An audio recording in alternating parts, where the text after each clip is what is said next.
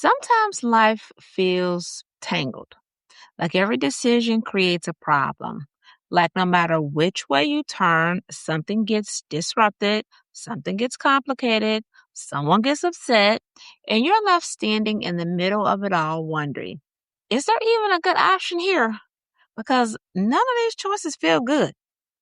Life seems to be putting people in positions where hard decisions have to be made, but every decision comes with a cost.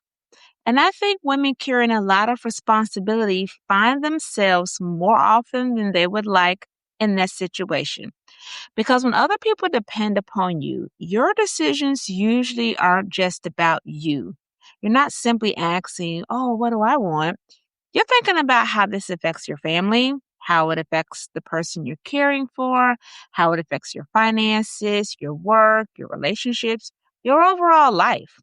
And when one decision touches five other things, that can make it really hard to make moves or changes. And that's what I want to talk about today. What it feels like to be in a season where every choice comes with a consequence, but doing nothing feels just as heavy as doing something.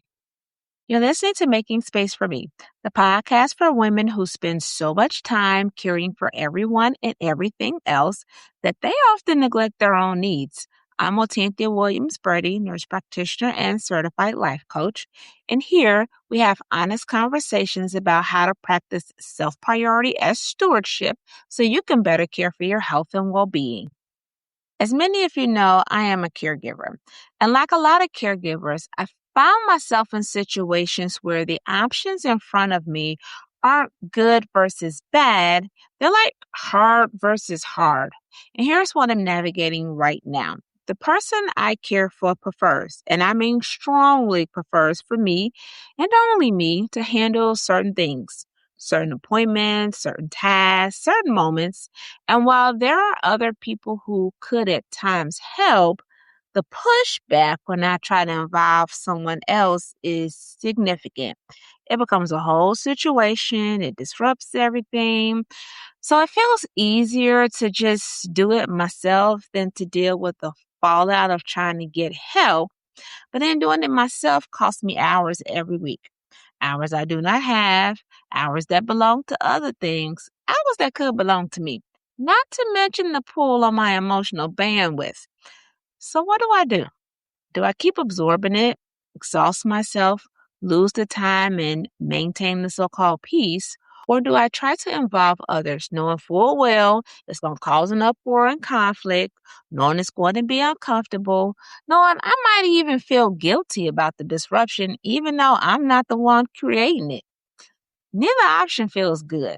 And that's what I mean when I say life gets tangled. There are situations where there just isn't an obvious right answer. And I think a lot of you are living in that same kind of impossible middle. But here's what I've come to understand about these kinds of situations. When every option comes with a consequence, we tend to freeze. We stay where we are. We keep things the same because movement and switching things up just feels too risky. And keeping things status quo feels safer, even when it's costing us something. But here's the thing that nobody says out loud. Even when you decide to do nothing, you've still made a decision. Staying is a choice. Absorbing is a choice. Keeping the peace at your own expense is a choice. We don't always recognize it as one because it doesn't feel like action, but inaction has a cost too. And for women carrying a lot of responsibilities, the cost is almost always paid with our time, our energy, our peace, and our health. Let me give you another example because this shows up in places more than just caregiving. What about that job that you no longer find joy in, but you stay because it's stable and dependable? And when you're financially responsible for others, stability is not an option, it is a requirement. And while I'm just going to quit and leave because I'm unhappy and I'm unfulfilled, that is cute and it sounds good on social media. We all know that real life is a little more complicated than that. Because yes, you could find another job, but another job comes with risks. You don't know what the culture is going to be like when you get there. You don't know whether the grass is actually greener. You don't know if the last one in is the first one out. So do you stay where you're not happy because the stability protects the people who depend upon you? Or do you take the risk knowing that a new situation could flip everything upside down if it doesn't work out? Again, neither option feels great. And I want to be honest, I don't have a clean answer for this. I don't think that there is one. So here's my thought process on it. If staying is a problem and moving is a problem, it seems like you're going to deal with a problem either way. And if that is true, if a consequence is coming regardless, then maybe the question is not, how do I avoid the problem? Maybe the question is, which problem do I want to deal with? Which consequence moves me in some direction that actually benefits me?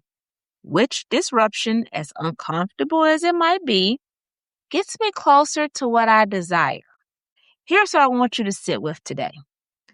What is the cost of nothing changing? Exhaustion, lost time, resentment, frustration, a decline in your mental and physical health. You realizing that years have gone by and you still having that same exact conversation with yourself. We act like we have all the time in the world and we don't. That's not harsh. That's just reality. I work in a hospital. I have seen people in their 20s, 30s, and 40s pass away. So again, I ask you, what is the cost of nothing changing? Not the cost of making a move, not the cost of the disruption, but the cost of everything staying exactly as it is 6 months from now, a year from now, 3 years from now. We are very good at calculating everything that could go wrong if we move, if we do something differently.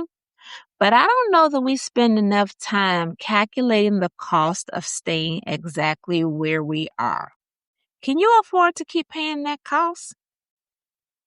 We keep waiting for the options to feel completely safe. The option where nobody gets upset. The option where there's no significant financial risk. The option where there isn't a difficult conversation. The option where everybody understands. The option where we feel completely confident. But sometimes that option simply does not exist. Maybe you can't leave the job today, but maybe you can sit down, look at the numbers, and decide what would you actually need financially to make a move. Maybe you can't completely change a caregiving situation, but maybe there's one task that someone else can handle, even if the person you're caring for gets upset. Maybe there's a boundary you can set. Maybe you aren't ready for the big conversation, but maybe you can have one honest conversation. I'm not asking you to make a huge change today. I'm not asking you to blow up your life or fix everything by Friday. But I do want to ask you to find one movable piece, one small shift in another direction, even if you don't know how it's going to play out, even if it makes you feel guilty or upset someone, even if it makes you feel like you're not doing enough. Because sometimes one small shift gives you information. It shows you what happens when you do something differently. And then you can decide what the next shift needs to be. If staying where you are is costing you and making the move is also going to cost you, you might as well deal with the cost that moves you forward. That's not reckless. That's wisdom. That is self-priority and stewardship. And I want to be transparent. I don't always have the answers. And I think it's important that you know that. I'm not talking to you from the other side of a perfectly figured out life. I'm talking to you from the middle of it, navigating the same tangled decisions, sitting with the same impossible options, trying to figure out one movable piece in my own life as well. If your life is tangled right now, I want you to know that that tanglement is not permanent. Start with one thread, pull gently, and see how it unravels. As always, thank you for listening to Making Space for Me. Until next time, be gentle with yourself and keep making space for you.